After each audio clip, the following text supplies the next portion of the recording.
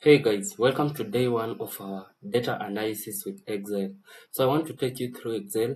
This is what we call tabs in Excel. So under the home tab, what you're supposed to know here is using conditional formatting. Conditional formatting has very many rules like highlight, cell rules, top, bottom rules, data bars, color scale, icon set. It's a very crucial knowledge to understand as a data analyst. The other thing to use here is a sort and filter, find and select.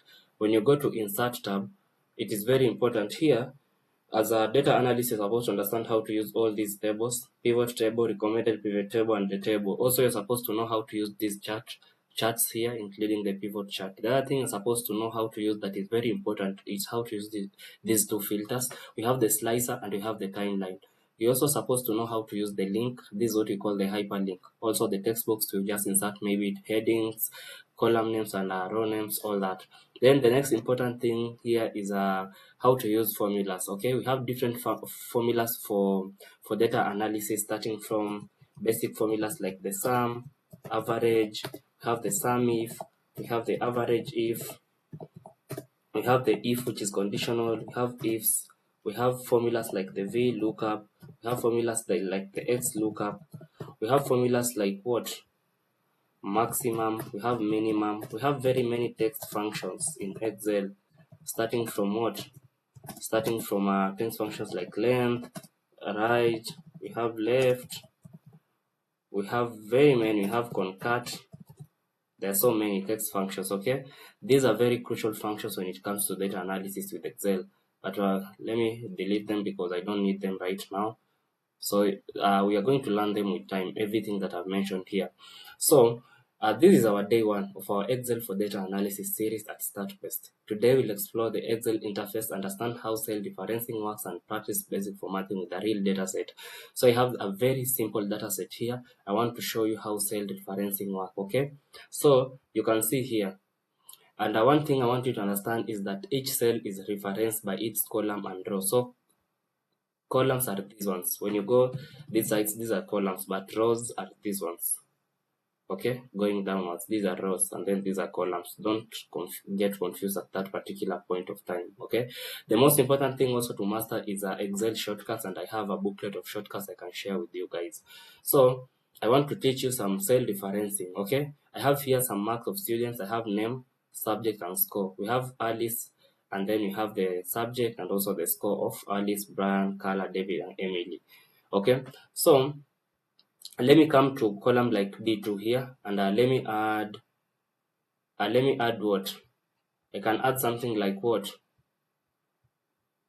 We have D1 and we have D2. So here in D1 I can have +5.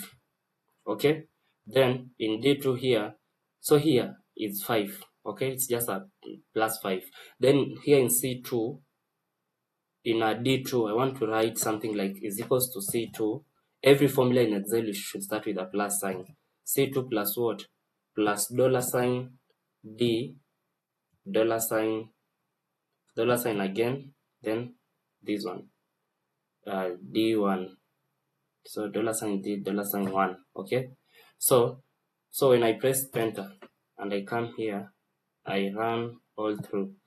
What is happening? Every particular score is being increased by 5. Okay, so here C2 is a relative reference. I want you to know that. Okay, C2 here is the relative reference. This one here is what we call the relative reference. Then it changes as we move down. So you can see the values are changing as we move down from 88 to 93, from 75 to 80. It's being added +5. So C, this particular, let's say this C2 is what we call the relative reference. Why? Because it changes as we move down. Okay, then D1, this one where we have +5, is what we call the absolute.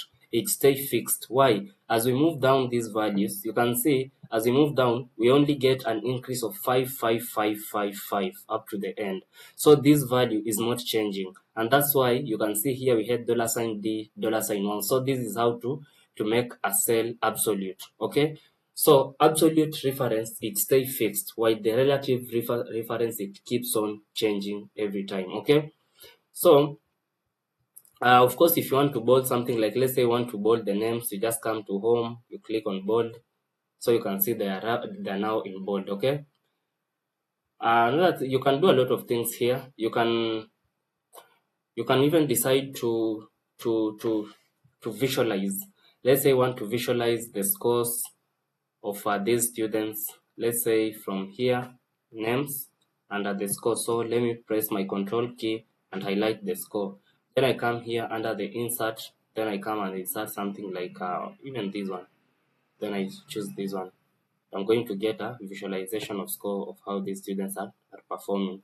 So this is how you can present marks in Excel. This is just introduction. This was class 1 of our data analysis with Excel. We are going to learn everything. Thank you for watching.